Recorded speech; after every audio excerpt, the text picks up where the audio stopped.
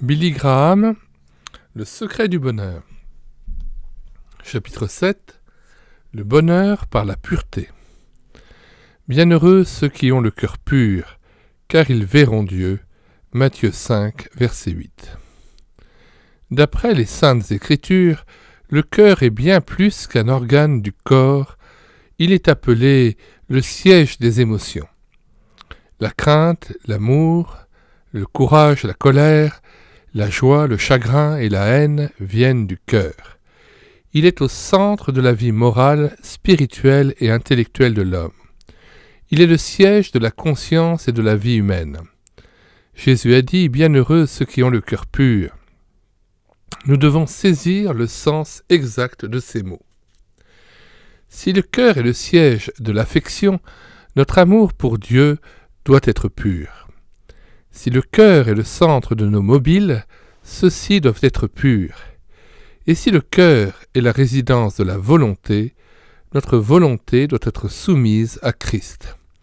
Nous devons être purs en amour, purs en action et purs dans nos désirs. Arrêtons-nous un instant pour voir ce que signifie exactement avoir le cœur pur. Jésus veut-il dire que nous devons atteindre une perfection sans péché, un état spirituel duquel il nous soit impossible de tomber ? Non. Avoir le cœur pur ne signifie pas revêtir un habit de cérémonie, avoir l'air pieux, ni se retirer dans une solitude monastique. Jésus a repris les pharisiens parce qu'ils avaient une fausse conception de la pureté du cœur. Malheur à vous, scribes et pharisiens hypocrites, parce que vous ressemblez à des sépulcres blanchis qui paraissent beaux au dehors et qui au dedans sont pleins d'ossements de mort et de toute espèce d'impureté. Matthieu 23, verset 27. Jésus avait raison quand il attaquait sur ce point les pharisiens. Il croyait que la faveur de Dieu était obtenue en nettoyant l'extérieur de la coupe, en observant certains rites religieux et en gardant la lettre de la loi. En d'autres termes, il commençait à travailler par l'extérieur au lieu de commencer par l'intérieur. Mais cela n'était pas le plan de Dieu, cela ne produisait pas la pureté du cœur et le bonheur de l'âme. La religion superficielle des pharisiens était impuissante à laver leur cœur de la corruption et de l'impureté morale, et de ce fait, ils n'étaient pas heureux. Ils étaient pleins de ressentiment, d'amertume, de préjugés et de haine. Pourquoi cela ? Simplement parce qu'ils avaient perdu de vue la conception divine de la pureté de cœur. Ils pensaient que tant qu'ils observaient la lettre de la loi, cela pouvait leur suffire. Mais Jésus a enseigné que Dieu regarde plus profond que les actions visibles de l'individu. Il fouille et pèse les cœurs. Dieu ne juge pas autant l'extérieur que l'intérieur. Il considère les mobiles, les pensées et les intentions de votre cœur. J'ai une petite fille surnommée amicalement Bunny. C'est une fillette douce et aimable, toujours obsédée du désir de m'aider. Quoi que je fasse, elle me dit « Papa, laisse-moi t'aider ». Et Bunny a de bonnes intentions, mais, soit dit entre nous, son aide ne m'est jamais d'un grand secours. Si elle m'aide à enlever les mauvaises herbes, elle arrache les fleurs au lieu des mauvaises pousses. Et si elle m'aide à déballer des provisions d'épicerie, elle lâche invariablement quelque chose de fragile et le casse. Si elle m'aide à nettoyer mon bureau, elle y met un désordre inouï. Et pourtant, ses intentions sont bonnes, elle désire réellement m'aider. J'essaie d'encourager ce trait de caractère qui est beau, mais encore maladroit. J'essaie de juger ses intentions. C'est exactement ce que Dieu fait. Il ne nous juge pas d'après nos actions bonnes ou mauvaises. Il descend profondément dans l'âme et l'examine comme un chirurgien. Et quand Dieu sonde nos cœurs, il dit « Le cœur est tortueux par-dessus tout et il est méchant. Qui peut le connaître » Jérémie 19. Jérémie 17, verset 19. Lorsqu'il eut fini de lire au fond des cœurs de ceux avec lesquels il était entré en contact, Jésus dit « C'est du cœur des hommes que sortent les mauvaises pensées, les adultères, les impudicités, les meurtres, les vols, les cupidités, les méchancetés, la fraude, le dérèglement, le regard envieux, la calomnie, l'orgueil, la folie. » Marc 7, versets 21 à 22. Jésus a montré que le cœur humain est éloigné de Dieu. Obscurci, incrédule, aveugle, fier, rebelle, idolâtre, dur, capable de faire toutes les méchancetés et d'accomplir tous les crimes. On arrêta à New York un jeune homme qui avait commis un des crimes les plus horribles de notre époque. Sa mère s'écria « Mais c'est un bon garçon !» Elle ne s'était pas rendu compte qu'un cœur humain non régénéré est capable de commettre n'importe quel crime. C'est la raison pour laquelle bien des traités de paix signés au cours de l'histoire du monde ne furent pas respectés et que tant de guerres ont éclaté. Ces traités avaient été signés de bonne foi, on avait eu confiance en l'autre partie, mais ils ont été violés les uns après les autres, et des millions d'hommes sont morts sur les champs de bataille parce que le cœur humain est trompeur et désespérément mauvais. Nos cœurs sont impurs. Par conséquent, nous sommes remplis de tensions intérieures, d'orgueil, de refoulement, de confusion, de 1001 autres maladies physiques, mentales et spirituelles. La racine même de notre vie est mauvaise. Jésus a dit que nous ne pourrions pas être complètement et suprêmement heureux avant que notre cœur soit pur. Mais si nous avons un cœur mauvais, que pouvons-nous faire? Devons-nous essayer de le réformer et de l'améliorer de quelque manière? L'homme, qui toujours prétend vivre indépendamment de Dieu et de sa grâce transformatrice, proclame que l'entourage, l'éducation et une attitude mentale correcte peuvent changer le cœur et le rendre pur. Mettez les hommes dans une ambiance saine et ils seront bons est un argument bien connu. Bien que ce raisonnement paraisse tout à fait logique, comme beaucoup de théories humaines, il ne résiste pas à un examen sérieux. Placez un babouin d'Afrique dans un salon parisien. Combien de temps lui faudra-t-il pour agir comme un être humain? Vous tordez le raisonnement, diront nos amis humanistes. Je ne le crois pas, car le problème que nous sommes en train d'étudier est celui-ci, l'influence du milieu sur la nature du sujet. Le milieu pourra affecter la nature d'un animal, mais ne pourra jamais la changer radicalement et essentiellement. Un dompteur peut soumettre la nature sauvage jusqu'à un certain point, mais le babouin aura toujours la nature d'un babouin, indépendamment de son dressage et de son environnement.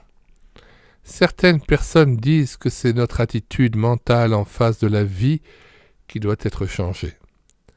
Si nous pensons juste, nous sommes justes. Pour elles, le problème du mal est un problème psychologique. Pensez positivement, disent-elles. Un homme est ce qu'il pense en son cœur. Tout cela est très bien et j'ai beaucoup de sympathie pour ceux qui essaient par des moyens psychologiques d'obtenir une attitude mentale meilleure. Mais c'est aussi un encouragement pour ceux qui se disent « Tout va très bien, on va se débrouiller tout seul comme prévu ». La théorie de l'amélioration par ses propres forces fait rage partout et les gens croient que pour être heureux, il suffit de penser à des choses heureuses. Cependant, Dieu dit que nos aspirations viennent de plus loin que de l'intelligence. Il n'a pas dit bienheureux ceux qui ont des pensées heureuses. Il a dit bienheureux ceux qui ont le cœur pur, car ils verront Dieu. La pureté du cœur n'est pas produite par la suggestion mentale, par l'entourage ou par l'éducation, c'est un miracle accompli par Dieu lui-même. La Bible dit « Je vous donnerai un cœur nouveau et je mettrai en vous un esprit nouveau. J'ôterai de votre corps le cœur de pierre. Ézéchiel 36, verset 26. La pureté du cœur est le résultat d'un miracle, d'une nouvelle création, de la nouvelle naissance. La Bible dit que tous ceux qui ont reçu Christ sont nés, non du sang, ni de la volonté de la chair, ni de la volonté de l'homme, mais de Dieu. Jean 1, verset 13. Vous avez besoin d'un cœur nouveau, purifié, pardonné et justifié. Vous ne pouvez le recevoir que de Dieu, en vertu de la mort de Christ sur la croix. Un moniteur d'école du dimanche disait une fois à ses élèves que rien n'était impossible à Dieu. Un petit garçon objecta, disant qu'il connaissait une chose que Dieu ne pouvait pas faire. « Qu'est-ce » demanda le moniteur étonné. « Voir mes péchés au travers du sang de Jésus-Christ, répondit l'enfant. Si nous confessons nos péchés, et si nous y renonçons de tout notre cœur, si par la foi nous recevons Christ en nous, Dieu nous donne un cœur nouveau. Alors, et alors seulement, nous avons un cœur pur. Alors nous pouvons connaître le secret du bonheur. Je voudrais encore insister sur le fait que ce n'est pas une expérience émotionnelle, bien que l'émotion puisse y jouer un rôle. Vous pouvez ne pas sentir que vous avez un cœur nouveau, mais accepter le fait par la foi. La foi va au-delà de la logique, de la raison et de la compréhension. Vous ne pouvez peut-être pas accepter intellectuellement tout ce qui a été dit dans ces pages. Mais je vous demande de croire et de recevoir par la foi ce que vous ne pouvez pas comprendre. La foi ne serait pas nécessaire si on pouvait tout comprendre au sujet de Dieu. Jésus a insisté sur le fait que nous devions devenir comme des petits-enfants pour entrer dans le royaume des cieux. Vous devez devenir comme un petit enfant et par la foi pour emparer vous-même et vous emparer même de ce que vous ne pouvez pas comprendre entièrement. Je répète, vous devez devenir comme un petit enfant et par la foi vous emparer même de ce que vous ne pouvez pas comprendre entièrement. Il est certain que la pureté du cœur est une condition nécessaire pour entrer dans le royaume des cieux. Un homme ne peut pas aller au ciel sans avoir reçu premièrement la pureté de cœur. Cette pureté de cœur est donnée par Dieu à ceux qui ont renoncé au péché et reçu Christ. Avez-vous reçu un cœur nouveau? Si oui, vous commencez à découvrir le secret du bonheur. Il est impossible d'avoir une vie pure sans avoir un cœur pur. Bien des gens aujourd'hui essaient de mettre la charrue avant les bœufs. Ils inculquent des intentions, des désirs et des actions pures à des cœurs vieux et trompeurs. Il n'est pas étonnant que nous ayons essuyé autant de défaites morales malgré toute notre connaissance et nos recherches psychologiques. Les intentions pures, les désirs purs et les actions pures découlent de cœurs purs. Si Dieu a lavé et purifié votre cœur, vous devez vivre une vie pure. Théologiquement, nous l'avons déjà vu, cela s'appelle la sanctification. Les cœurs purifiés seront semblables à celui de Christ, et Dieu désire que nous soyons rendus conformes à son Fils. Si Christ vit en nous, et si nos corps deviennent le temple du Saint-Esprit, est-il étonnant que nous soyons comme lui? La Bible dit « Ayez en vous les sentiments qui étaient en Jésus-Christ » Philippiens 2,5. Jésus était humble de cœur. S'il habite en nous, l'orgueil ne dominera jamais nos vies. Jésus avait un cœur aimant. S'il demeure en nous, la haine et l'amertume ne nous dirigeront jamais. Jésus avait un cœur compréhensif et miséricordieux. S'il vit en nous, la miséricorde adoucira nos relations avec nos semblables. Jésus avait un cœur généreux. S'il est en nous, l'égoïsme ne prédominera pas et le service pour Dieu et pour les hommes passera avant nos intérêts égoïstes. Quelle tâche écrasante, dites-vous. Je l'admets, et il vous serait impossible d'atteindre cet idéal avec votre propre force et votre cœur naturel. L'apôtre Paul reconnaissait qu'il ne pourrait jamais atteindre cette pureté de cœur par ses propres efforts, et il déclarait « Je puis tout par celui qui me fortifie ». Philippiens 4,13. Dieu ne vous a pas laissé seul. Jésus a dit à ses disciples « Voici, je suis avec vous tous les jours jusqu'à la fin du monde » Matthieu 28,20. Ils purent accomplir leur tâche parce qu'il était avec eux. Ils n'étaient qu'un groupe d'hommes rudes et sans instruction, mais ayant Christ dans le cœur, ils ont bouleversé le monde. Acte 17, verset 6. Christ a rendu possible la pureté du cœur par sa mort sur la croix. Nous avons vu que la justice et la pureté de Dieu sont données aux hommes qui confessent leurs péchés et qui reçoivent Christ dans leur cœur. Le dictionnaire définit ainsi la pureté. Absence de tout mélange étranger ou de toute matière nuisible. Propreté. Absence d'impureté ou de saleté. Absence de culpabilité ou de souillure du péché. Innocence. Chasteté. Absence d'intention perverse ou inconvenante. Bien que toutes ces idées soient comprises dans le terme pureté, elles ne fournissent pas de critères absolus déterminant ce qui est étranger et ce qui ne l'est pas, ce qui est péché et ce qui ne l'est pas. Il est préférable de regarder la pureté dans son sens le plus large, conformité absolue à la sainteté de Dieu. Les saintes Écritures nous demandent continuellement de rechercher la pureté physique, mentale et morale. Dieu dit « Vous serez saints car je suis saint ». 1 Pierre 1,16. Ailleurs, la Bible nous parle de la sanctification sans laquelle personne ne verra le Seigneur. Hébreux 12,14. La parole de Dieu dit encore « Qui pourra monter à la montagne de l'Éternel ? Qui s'élèvera jusqu'à son lieu saint ? Celui qui a les mains innocentes et le cœur pur, celui qui ne livre pas son âme au mensonge et qui ne jure pas pour tromper. » Psaume 24, 3 à 4. La Bible nous donne ce commandement « Conserve-toi pur » 1 Timothée 5, 22. Dieu veut que nous soyons purs de corps, ce qui veut dire physiquement propres.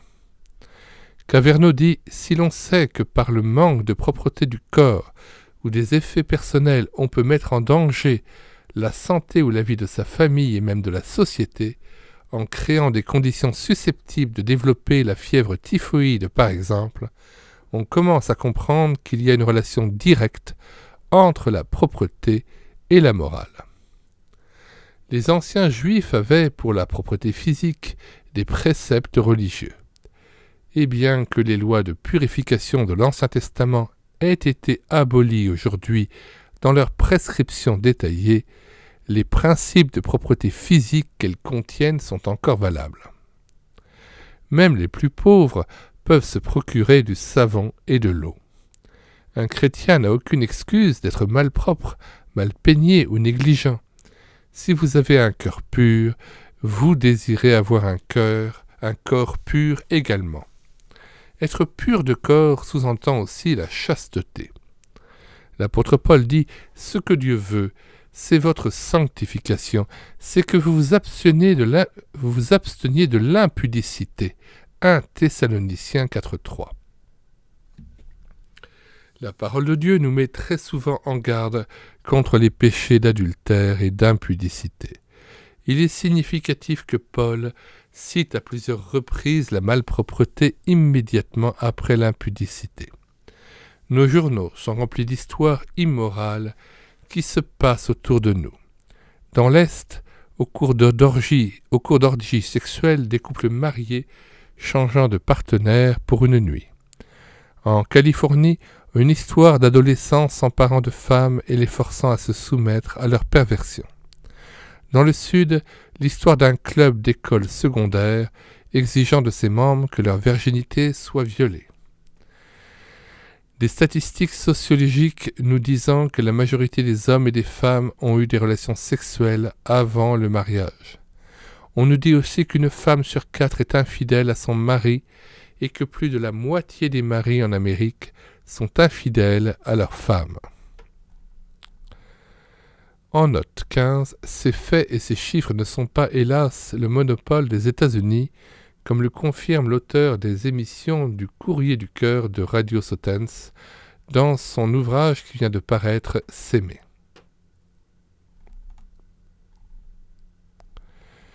Retour au texte. La Bible enseigne que Dieu est l'immoralité autant et même plus que tout autre péché. Au début de ce siècle, un certain nombre de systèmes philosophiques ont répandu des idées néfastes dans notre peuple. Nous commençons à en recueillir les fruits. Nous moissonnons ce que nous avons semé. Nietzsche et sa philosophie de volonté de puissance qui élève l'homme jusqu'au surhomme, Freud et son introduction à la psychanalyse, et Schleiermacher et sa théologie subjective avaient pleine vogue il y a quelques années. Il est presque impossible de mesurer l'effet de leur philosophie du comportement. Beaucoup ont été convaincus que la Bible n'était pas la révélation de Dieu, que le salut devait venir par les hommes et non par Christ, et que la morale était relative et non absolue. Le résultat pratique de l'acceptation de cet humanisme et de cette sociologie utilitaire est une dégénérescence de la moralité et l'abandon des idéaux religieux. Cette morale des complexes qui a déferlé sur nos universités et qui a pénétré dans nos écoles secondaires inspire aujourd'hui la manière de vivre de la jeunesse. Les idéaux puritains sont méprisés, l'immoralité est prise à la légère dans les écoles. Dieu est vieux jeu. Pouvons-nous être surpris de voir des milliers de jeunes gens grandir dans l'immoralité ? La Bible nous avertit constamment qu'aucune nation immorale ne subsistera et qu'aucun individu immoral n'entrera dans le royaume de Dieu. Un des 10 commandements ordonne « Tu ne commettras point d'adultère ». Exode 20, verset 14. C'est un sujet délicat, je le sais, et généralement considéré comme tabou par les pasteurs. Mais les journaux le mentionnent, les auteurs pornographiques en font le thème de leurs écrits. Chaque jour, il est dans les conversations, les enfants en parlent et presque chaque magazine publie des articles et des images qui s'y rapportent. Et de plus, la Bible le mentionne à maintes reprises comme étant l'un des plus grands péchés. Ainsi, pourquoi, au nom de tout ce qui est juste, droit et saint, les prédicateurs ne lancent-ils pas contre lui l'anathème ? La Bible répète plusieurs fois « Tu ne commettras point d'adultère ». Que signifie ce mot « adultère » ? Il est dérivé du même terme latin que le verbe « adultérer » qui veut dire falsifier, altérer, corrompre, rendre impur ou affaiblir. Le péché n'est pas seulement la pratique de ce qui est corrompu, mais souvent le mauvais emploi de ce qui est pur et bon. Ainsi l'adultère peut s'appliquer à plusieurs choses. Ce péché est si terrible que, sous la loi juive, il était puni de mort. Sous la loi romaine, il était puni de mort. Et sous la loi grecque, il était puni de mort. Et sous la loi de Dieu, dit la Bible, il est puni de mort spirituelle. La Bible dit « Celle qui vit dans les plaisirs est morte, quoique vivante ». 1 Timothée 5,6. Le salaire du péché, c'est la mort.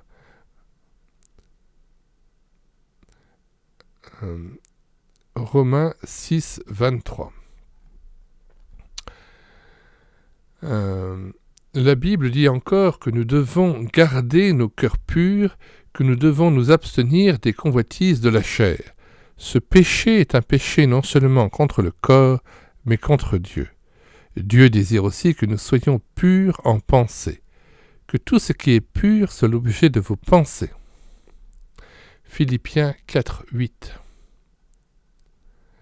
Revenant à la question de la chasteté, notons que Jésus a dit « Vous avez appris qu'il a été dit « Tu ne commettras point d'adultère, mais moi je vous dis que quiconque regarde une femme pour la convoiter a déjà commis un adultère avec elle dans son cœur. » Matthieu 5, 27 à 28. Vous pouvez vous rendre coupable d'immoralité par des mauvaises pensées. Dans le livre de la Genèse, nous lisons « L'Éternel vit que la méchanceté des hommes était grande sur la terre, et que toutes les pensées de leur cœur se portaient chaque jour uniquement vers le mal. » Matthieu 5, versets 27 à 28. Dieu se préoccupe de vos pensées, car elles déterminent dans une large mesure le genre de personne que vous êtes. Salomon a dit « Car il, c'est-à-dire l'homme, est tel que sont les pensées dans son âme. » Proverbe 23, verset 7. Si vos pensées sont mauvaises, vos actions seront mauvaises. Si vos pensées sont pieuses, votre vie sera pieuse. Robert Browning a dit « La pensée est l'âme de l'action » et Emerson a déclaré « La pensée est le siège de l'action ». Si Dieu a détruit une fois le monde à cause de ses pensées continuellement mauvaises, n'est-il pas raisonnable de croire que tout le péché, toute la convoitise et toute la licence qui existe aujourd'hui attristent son cœur comme autrefois? Bien des gens rêvent de péché, imaginent le péché, et si l'occasion leur en était donnée, se laisseraient aller au péché. Il ne leur manque que l'occasion de pécher. Ainsi, aux yeux de Dieu, ils sont aussi pécheurs que s'ils avaient réellement commis des actes immoraux. Toute transgression commence par une pensée coupable. Vous qui êtes venus à Christ pour obtenir un cœur pur, gardez-vous des images impudiques et sensuelles que Satan projette sur l'écran de votre imagination. Choisissez avec soin les livres que vous lisez et les divertissements que vous vous accordez. Choisissez aussi les amis que vous fréquentez et le milieu dans lequel vous vivez. Vous ne devez pas davantage permettre à des pensées mauvaises de meubler votre esprit et votre âme que vous ne laisseriez des immondices s'accumuler dans votre chambre.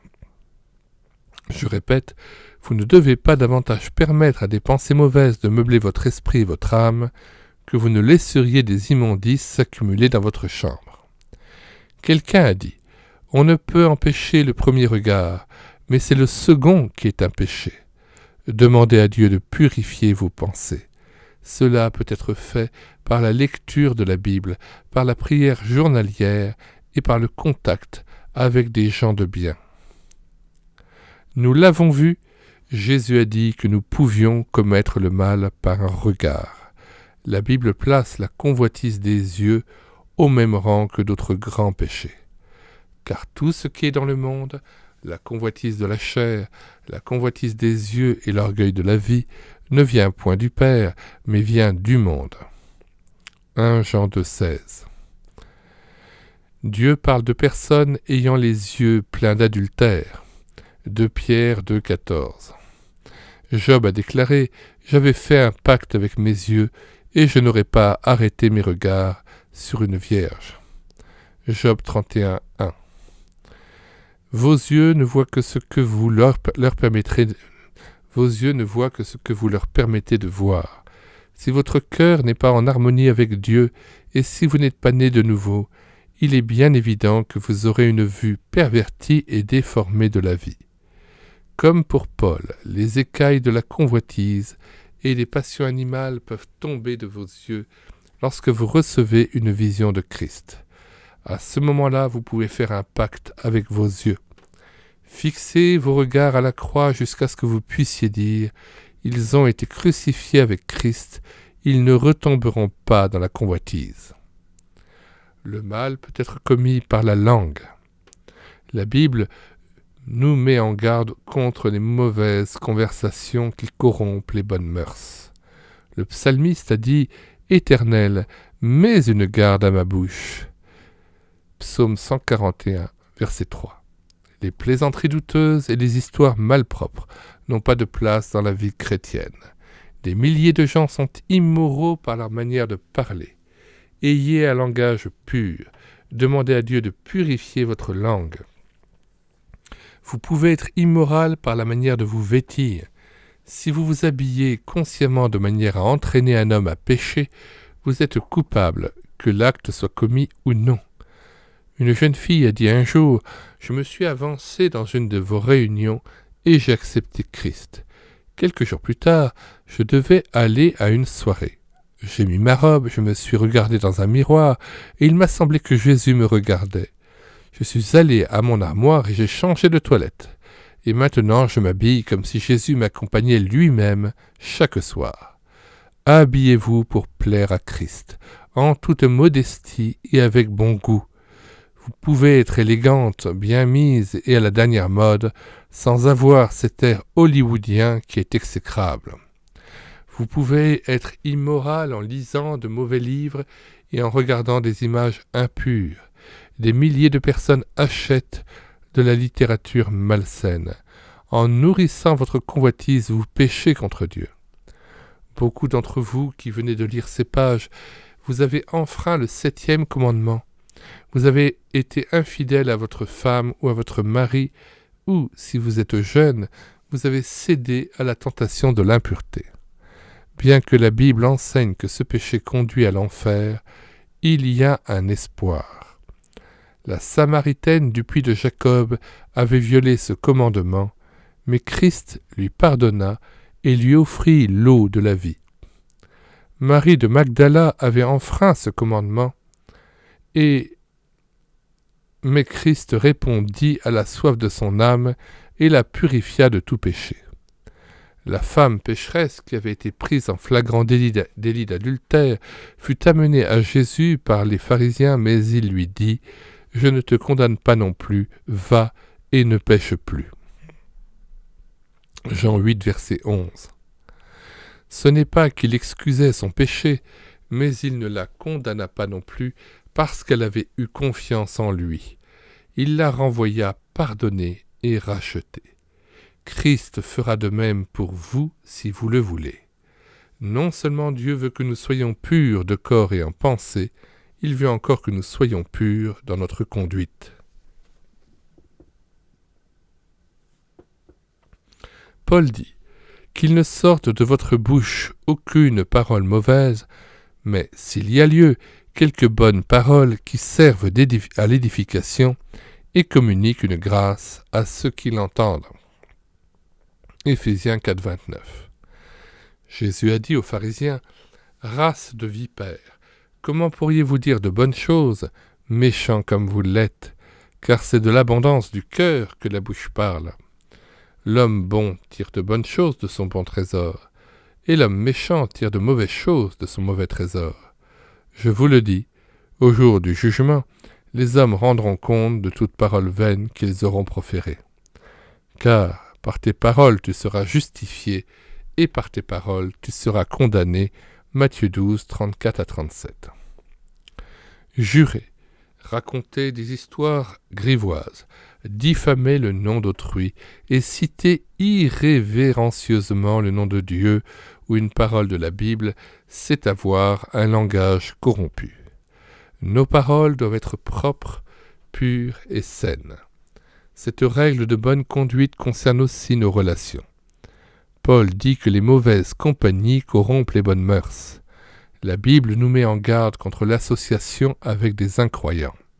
C'est une condamnation de nos relations tant commerciales, sociales que religieuses, qui serait contraire aux principes chrétiens. Jean dit « Si quelqu'un vient à vous et n'apporte pas cette doctrine, ne le recevez pas dans votre maison et ne lui dites pas « salut », car celui qui dit « salut » participe à ses mauvaises œuvres. 2 Jean 10 à 11.